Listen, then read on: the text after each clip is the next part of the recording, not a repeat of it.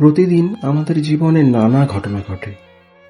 তার মধ্যে এমন খুব কম ঘটনা থাকে যেগুলো সারা জীবনের জন্য আমাদের মনে একটা দাগ কেটে যায়। মেঘা প্লিজ, আমি বারবার বলছি আমি ব্যস্ত ছিলাম। তুমি কেন সবসময় সবকিছুতে আমার উপরে চিৎকার করো?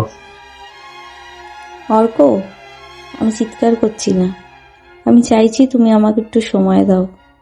তুমি কি এতটাই দূরে সরে গেছো যে আমার কথাগুলো তোমার বিরক্তির কারণ হয়ে দাঁড়িয়েছে?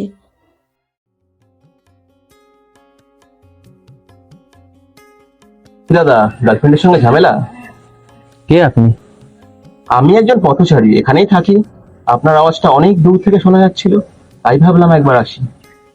একটা সিগারেট হবে আপনার কাছে? জানি না সিগারেট শরীরের পক্ষে ক্ষতিকারক। ক্ষতিকর অন্যদের জন্য হতে পারে, আমার জন্য নয়। কেন? কেন? ওই যে দূরে দেখুন, সূর্যটা আস্তে আস্তে ডুবে যাচ্ছে। আমার সময়টাও ঠিক একইভাবে ফুরিয়ে যাচ্ছে। বাই দ্য ওয়ে, এটা চলবে? কি এটা? বড়ই অদ্ভুত মানুষ আপনি। বাই দ্য ওয়ে, আমি অর্ক, আর আপনি? কোথায় গেল লোকটা? এত তাড়াতাড়ি কোথায় চলে গেল?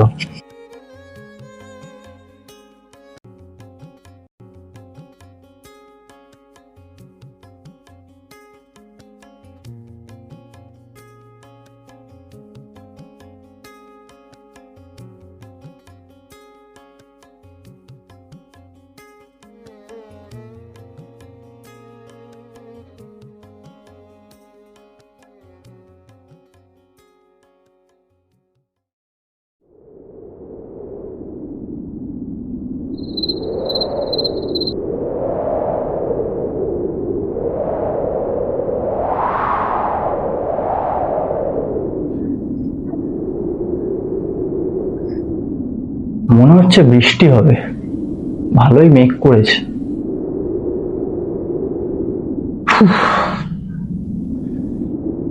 ভালো লাগছে না। ফোনটা কোথায় গেল আমার?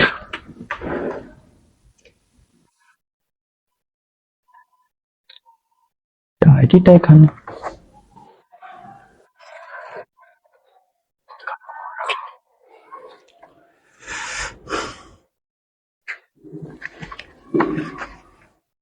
Living with die.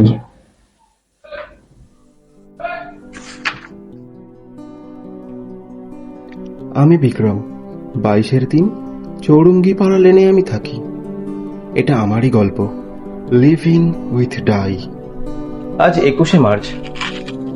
দিনটা কত সুন্দর, তাই না? জানেন তো, এইটা আমার খুব পছন্দের একটা ঘড়ি। আমার গার্লফ্রেন্ড আমাকে দিয়েছিল আমার 23তম জন্মদিনে। ডাক্তার বলেছে আমার হাতে আর বেশি সময় নেই। আমি জানি না কাল সকালে চোখ খুলতে পারবো কিনা। আসলে সত্যি বলতে একটু ভয় হচ্ছে। আমি চাই না আমার যাওয়ার সময় সে আমাকে হাসপাতালের বেডে কাতরাতে দেখুক। বিক্রম, আমার চোখের দিকে তাকাও। তুমি কথা কেন বলছো না? তুমি কি কোথাও চলে যাচ্ছ?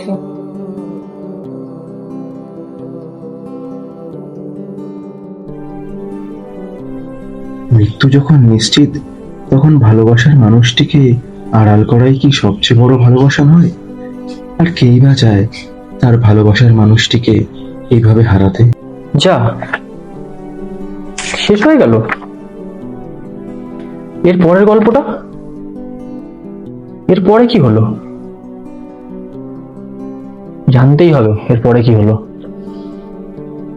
দেখা করতে হবে লোকটার সাথে আমাকে। অনেক বড় একটা ভুল করে ফেলেছি।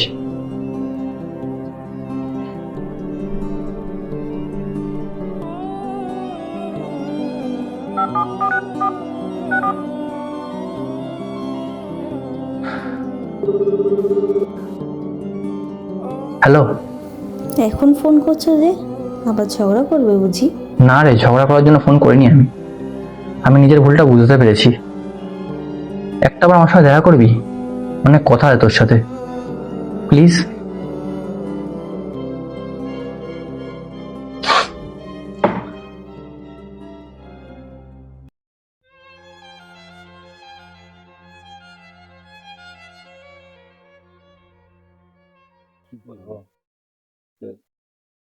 দাদা একটু শুনবেন? কি হয়েছে? এটা কি 22-এর দিন প্রোগ্রাম দিলেন? হ্যাঁ। এখানে বিক্রম বাবুর বাড়িটা কোথায় আছে বলতে পারবেন? বিক্রম বাবু, আপনি কি বিক্রম বাবু আত্মীয় হন? না, আমি আত্মীয় না, ঠিক আমি পরিচিত ওনার। ও, উনি তো মারা গেছে, অনেকদিন হয়ে গেছে মারা গেছে। হ্যাঁ, মারা গিয়েছেন? আপনি আত্মীয় হন, আপনি জানেন না? না, আমি মারা গেছে, অনেকদিন হয়ে গেছে। হুম।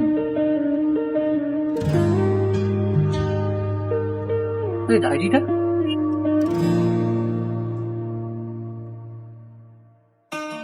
নিভে যাওয়ালো লিখি তোমার নাম, শূন্যতার বুকে বাজে নীরব অভিমান।